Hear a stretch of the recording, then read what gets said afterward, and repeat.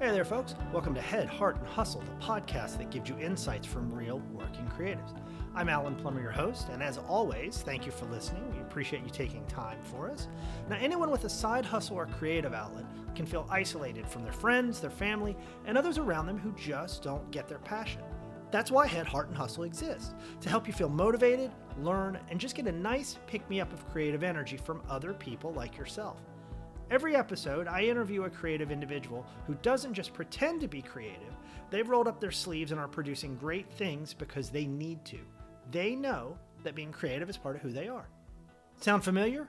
Great, then you're in the right place. Now, today, I'm with Matt Boring. Matt is a true Renaissance man. Matt and I met at a conference earlier this year, and we had a chance to sit down and talk. Matt's one of these interesting guys who not only has done a lot professionally, but has a lot of different interests and pursues a lot of different things in his life, and it just has a really robust attitude towards life that I just love. He's professionally worked as a chef. He's trained as a chef. He went on to get a degree in public relations. He works today in social media. He's also, interestingly enough, been a professional gamer. He dabbles in woodworking, and he admitted to me during our chat that he's got a bucket list of creative projects, which includes things like making his own knives and essentially rebuilding a car from scratch. So if anybody could do all that stuff, it's definitely this guy. I had a lot of fun talking to Matt. He has a great attitude towards life in general. He's got a great mindset when it comes to hobbies and creativity, and I think he was just a wonderful interview for this podcast. So let's dive right in. Matt, thanks for agreeing to do this. Yeah, I'm excited. I want to start really quickly by just saying I'm here with Matt Boring, who has a very interesting background. Yes. We both work in social media, but it's not what we're here to talk about. We're actually recording live and in person, unlike a lot of the interviews that I do over the internet or over the phone. We are actually at Disney World. Yeah, we're in sitting Disney in World. a private conference room, which is kind of awesome. It's a sweet conference room. It is. It looks very corporate. I would have never guessed that Disney would have this, and I'm sure there's like leather chairs. Like yes. all we're missing is a bookshelf with many leather-bound books. That's all we're missing. Which would be, yeah. I'm sure there's a camera crew somewhere filming something. Oh, there more than likely is. I don't know why they wouldn't. Right. So anyway, so thanks for doing this. Yeah. What I like to do is start off by just letting people introduce themselves and tell a little bit about themselves and their background. So why don't we start there? Okay. I went to culinary school. I am a chef, and I actually am a certified executive chef, kind of like similar to like nursing school.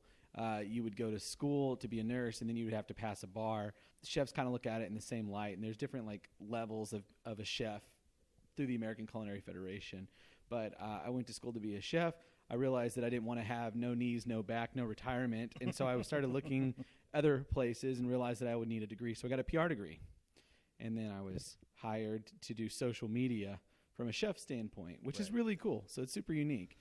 So as an older millennial, that's something that's a little bit different about me is being a chef that does social media. Right, and it's an interesting pivot to go from, right, to your point, to being on the line, to being an actual chef, to, again, PR is a huge switch. It is. And then to go from PR into social is a bit of a pivot, but not as huge as kind of the chef background. Yes. So one of the reasons I wanted us to talk, obviously, is because of the chef background. Sure. And I always say to people, it's really easy when we talk about creativity for people to think of liberal arts, right? Oh, yeah. Writing, music, drawing, painting, whatever.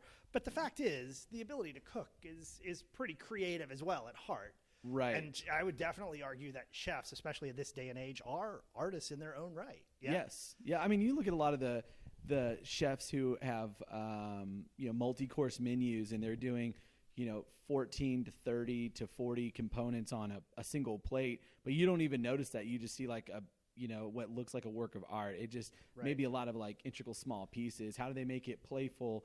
Because you have to think about not just aesthetic, but how is it interactive with a guest? How does it taste? So, it is a form of art for sure. Now, as a kid, were you creative? What was your childhood like? Oh man, my childhood was all over the place. I mean, computers weren't really around, and I was, I grew up in Arkansas, and computers really definitely were not around until probably I was in like the 6th or 7th grade. So, where kids now are growing up with them, I had access to it early, but you didn't have like access to games and things. So, I mean, Super Nintendo was super popular. And so that was something, but still going outside and like building things or like playing hide and go seek or army or whatever dudes do in the woods, because that's plentiful in Arkansas as well. That's pretty creative in and of itself. Yeah, that's exactly right. So what made you decide originally that you wanted to be a chef? Where did that light go off for you? Well, I actually originally went to school to try and get into the medical field, and for me, I had the hardest time passing microbiology 2. And it was, I just kept getting shut down. I was like, well, maybe I'm just not motivated or interested in it. But I was working in a restaurant, and my grandmother was a chef. Okay. And I just really enjoyed the restaurant life. As most people in culinary, if you talk to a chef, he probably has like a master's in sociology or, fine arts or something like that. And then culinary, he was probably doing that while he was working his way through college. And then he didn't want to actually transfer over because he enjoys it, or he's not going to make the money that he was making as a chef. Right. So that's when I kind of like decided to just take the plunge and go to culinary school. Now, did you work for a little bit as a chef after you got out, before you kind of moved into the PR/social space? Yes. So I worked as a chef for around 9 to 10 years. Oh, wow. Probably 8 of those. I was in the kitchen, but as an executive chef was 6 of those years. Yeah. But I worked in kitchens from 15 and then culinary school, and then, probably 9 years after culinary school before leaving that side of the world and then going into what I'm doing now. And it's funny because I had a similar thing, right? I had an English degree, wrote professionally for about 9-10 years before I went back to school, and ended up also kind of in the corporate world and doing social and that other kind of stuff. And it was funny because for me, it was interesting because I've always loved writing, but once I started doing that for a living, it slowly started to take away my love for what I was doing. And it made it really challenging because I had all this personal stuff that I wanted to come home and write and do, but I just didn't have the energy to kind of come home and tap into that because that was your bread and butter. That was your work. That's right. And sometimes for chefs, 90 hours a week is a very common thing for the same pay that somebody else would do 35. Yeah. Yeah. So, you have to truly love what you're doing, but 90 hours a week was a big thing. And then switching over to the corporate world, well, that frees up a lot of time. Yeah. You now don't work over 40. Unless you're just working from home or something, but you literally get half of your life back. And we talked a little bit about this yesterday. So you've got other creative things going on, which I want to make sure we get into as well. So you touched a little bit on the computers and video games. You also, I was surprised to learn, had a pretty extensive or interesting kind of experience being on Twitch, right? Yes. So I had so much free time, and I was playing a ton of video games. One of the particular games I was playing was Dota. A lot. And I played that in like 2004 when they first launched Dota 2. Okay. And now they're on like the 7th version of it. It's just crazy. But I was just really playing video games. Like I would go to culinary school, I would work, and then I'd come home and play video games for, I would say 4 or 5 hours before getting like 4 hours of sleep and then going back and doing it all over again. Right. And then now I went back to it. And I really enjoyed it, and I found that Twitch was a way that I could communicate with people, or if I enjoyed watching other people, because it's kind of a different thing. It's similar to like a YouTube where you can watch people, but you're actually watching them live. You can commentate live. You can donate money, but I really wasn't doing it for the money. I was just doing it because I thought it was fun. Right. And I had a fairly good following, and then I was approached by another company that came out, which was really interesting, called Camcord. I don't know if you've ever heard of Camcord. No, I'm not familiar with it. So Camcord launched in January of 2000, and I want to say it was 13. It might be 14 though. But what they did is they were going for kind of the same thing as Twitch, but it was for mobile only. So you would record on your phone while playing a game on your phone, and it would record using your camera, recording you. Huh.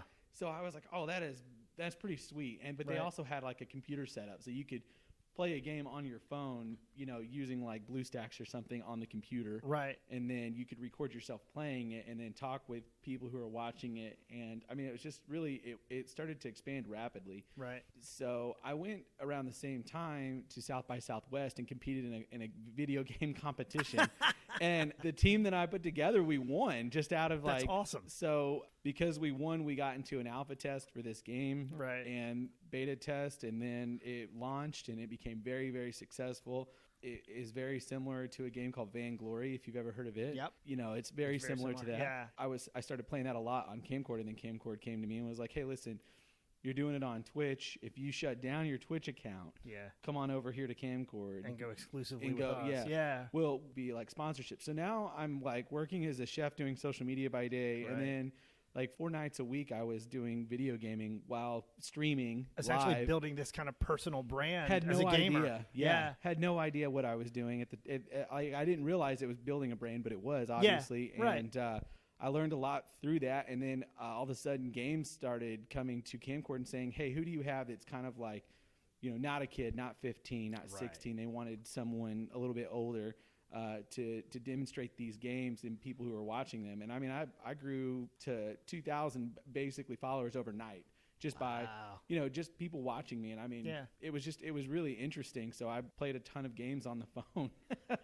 And so you would actually, I'm guessing you would play these games and kind of not walk through the whole game, but start to explain some of the interactivity and kind of explain how the game is played and some of the elements of that to help people kind of understand the game as they start to get into it. And sometimes we would explore it together. Sometimes I would say, okay, so this does this does this. Right. And then sometimes I would even, like some of my viewers, if they have played the game before, I would just give them my Skype information and link them in. And then now they're talking on my page to me, explaining the game to me while I'm playing. So there was an interactive piece there, and then sometimes there was competitions where you would play or you would fight against somebody in a game, and I would do that with my viewers as well. And I started giving out prizes. All the money that I would get as a sponsorship, I just bought prizes with it and gave it. I mean, I wasn't looking at it as a long term. There's no way that would be sustainable long term. It's not a career.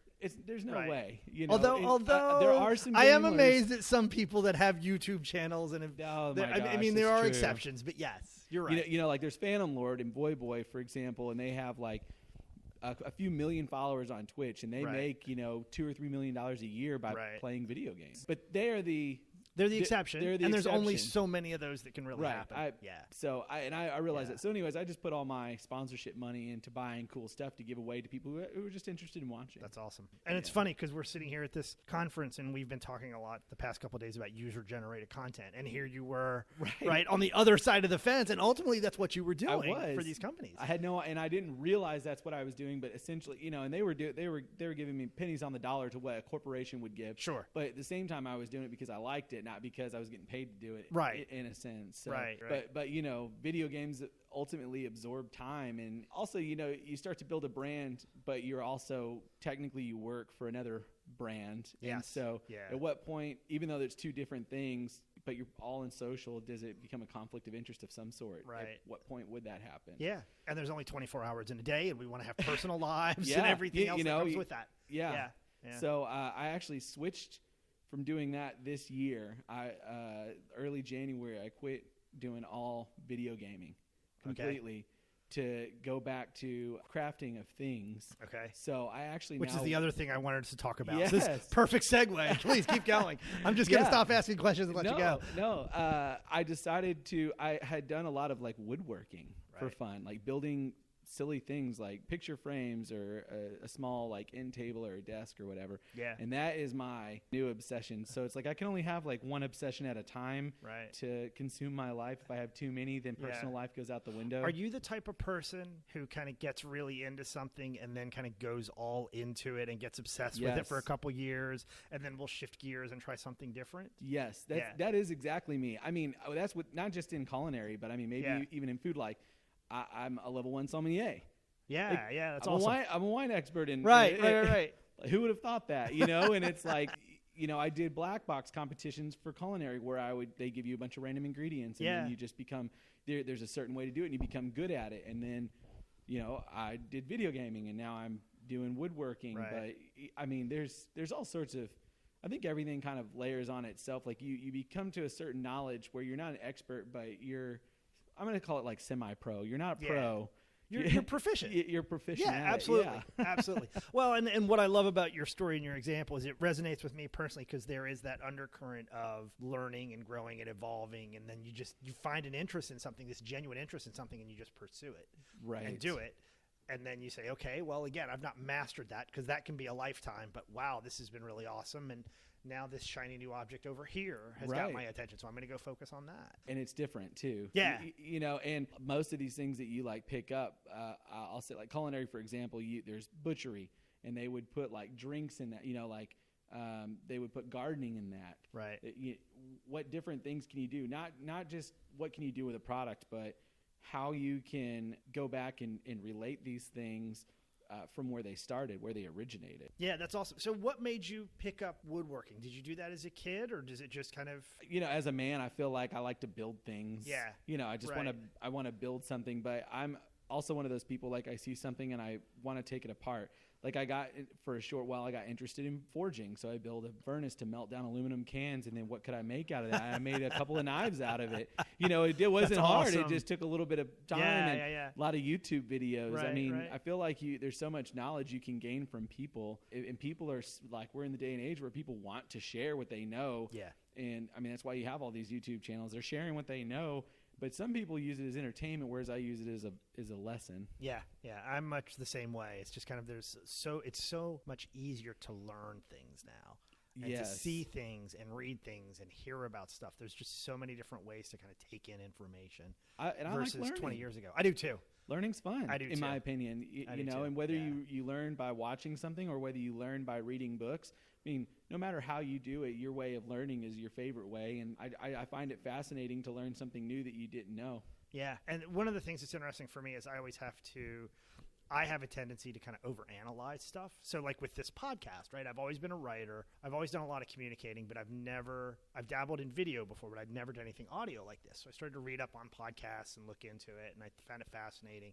But then it's really easy, especially as a marketer, to get sucked into the naming and the logo and the website. You got to build this, you got to tee this up. And how do you, like you were asking me earlier, how do you promote it? And it starts to really, for me in particular, you can start to spiral that. Yeah. And I've got to pull myself out of that and be like, just do the freaking interview, man. Just focus on that. Yeah. Yeah. And content speaks for itself. Yeah, exactly. And I'm not saying that you shouldn't focus on those things as part of what you do, or at least for me with stuff like this, but I've learned to be a little better about that and not be so obsessive on all of those little things and enjoying the process. Right. No, that's a very good point. Which I didn't always do such a good job of. No. So it's not always been an easy thing for me to kind of be okay with that. Yeah, checklist. But again, back to kind of evolving and growing and kind of learning those things. It's been that element. Yes. So that's awesome. The woodworking, the games, cooking, as you've evolved. So I'm guessing that one doesn't just stop cooking. I'm sure you still cook. Probably not to the extent I still that you play did. video games. Yeah. I just don't stream anymore. Sure. It's just a matter of interest level. I actually have kind of like a career bucket list, things I want to accomplish between now and when I retire. Nice. And I know that sounds crazy, but what else is on the list? I just keep writing things down that I want to learn about, but you can't learn everything. So at the same time, right? Like I want to build a car from scratch. Oh, okay. I think that whether I that's buy like aspirational. Yeah, that's gutsy. But I my list is like things like I want to learn to play the guitar, which is fun, right? Well, I never learned it as a kid. But that's very different than I'm going to rebuild a car. That's impressive. Well, in like music, for example, I bought a piano maybe like 5 years ago and never played the piano in my life. Took piano lessons. And I just because I wanted to learn piano, I thought it was beautiful. Yeah. Same thing with like guitar or whatever. You want to do something.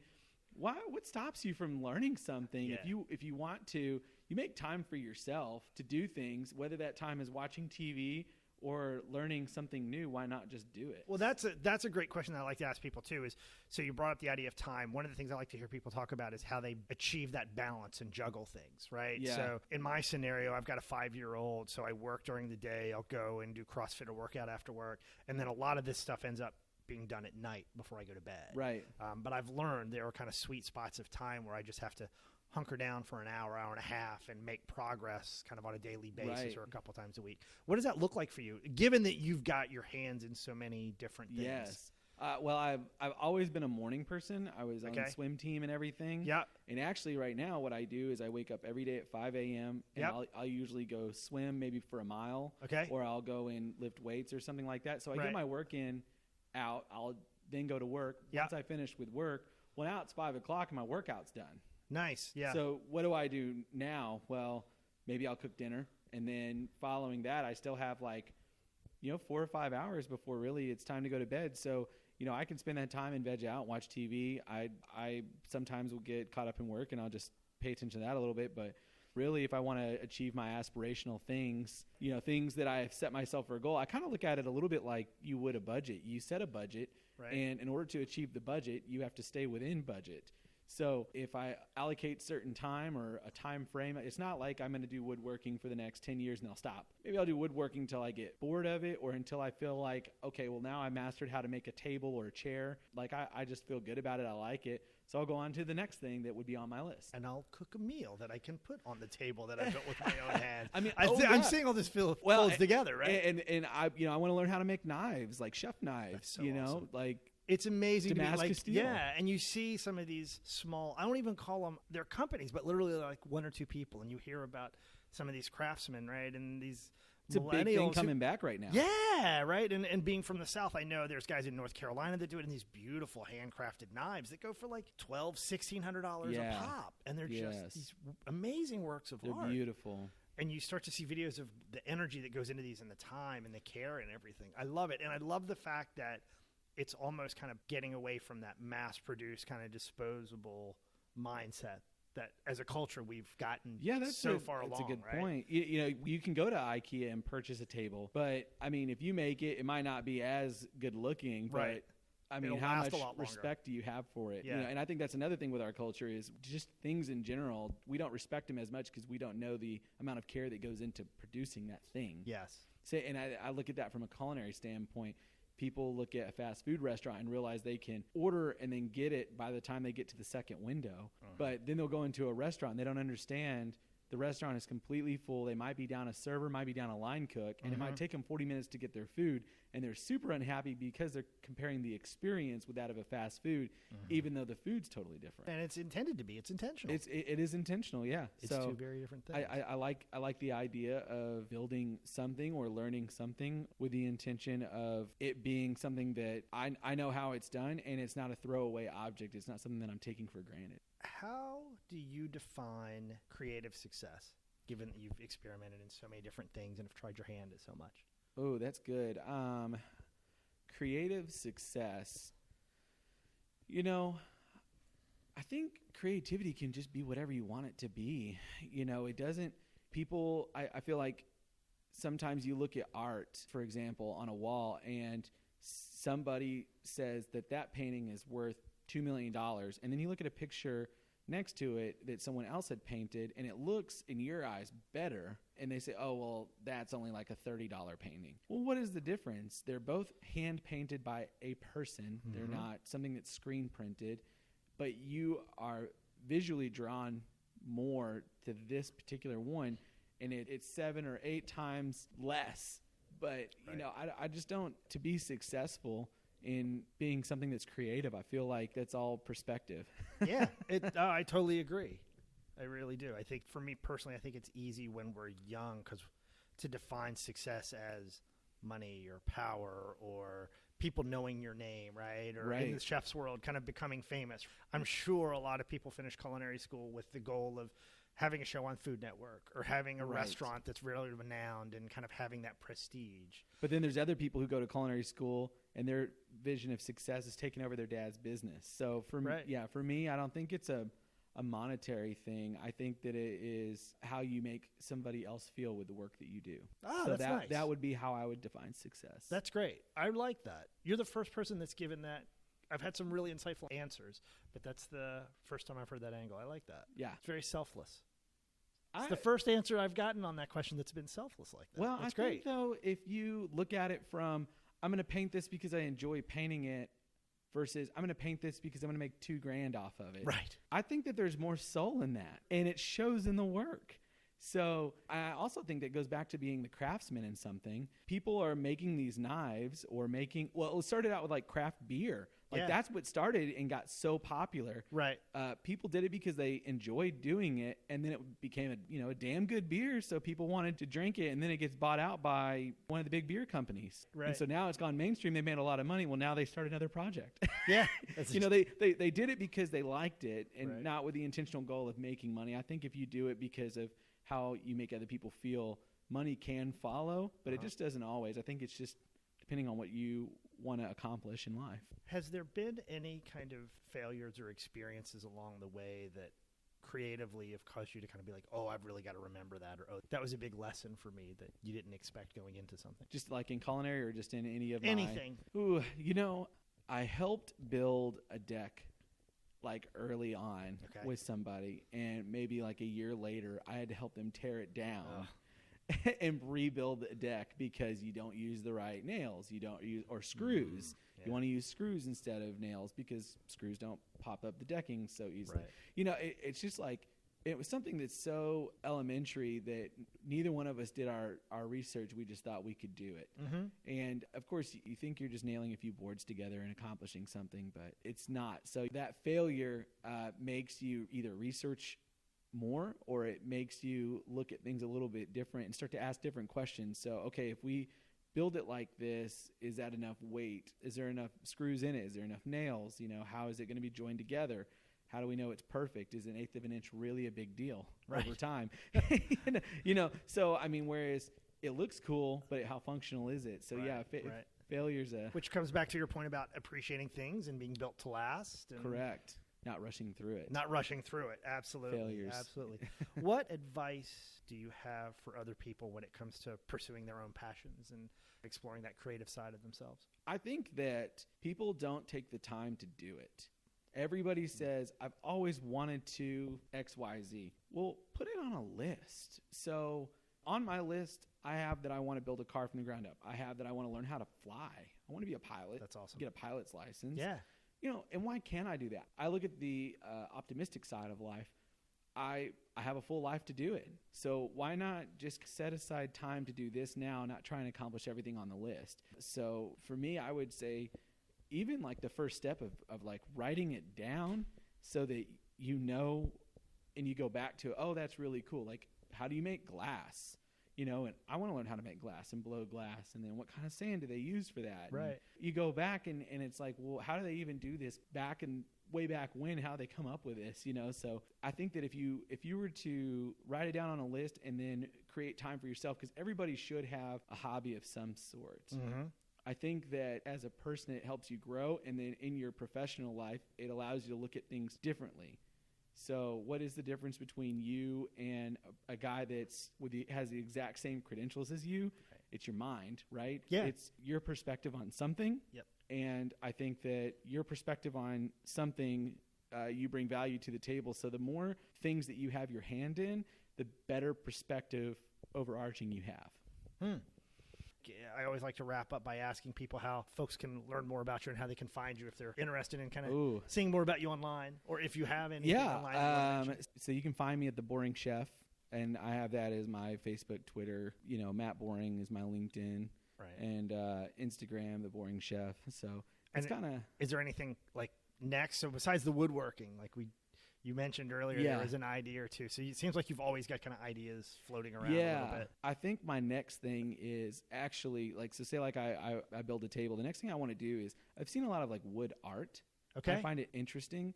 My next big thing would be to, they make where they'll cut like little blocks and stack them together to make a picture. So like in a picture frame. So imagine there's no painting. Right. And you stack blocks of wood in a picture frame that have different colors. Okay. So think of like a, 16-bit or 8-bit picture art from just really pixelated. Yeah, pixelated. Yeah, so imagine a picture that's really pixelated but out of wood. So that's my next thing. But following that, I really do think that my goal is going to be to build a knife, a really nice knife, awesome. not a small knife. A really good knife that I can use on a regular basis. That's awesome. That's awesome. I'm jealous. And then build a car. You can do it too. That will be later in life, but that will be later in life. It's expensive endeavor. Yes, I'm sure.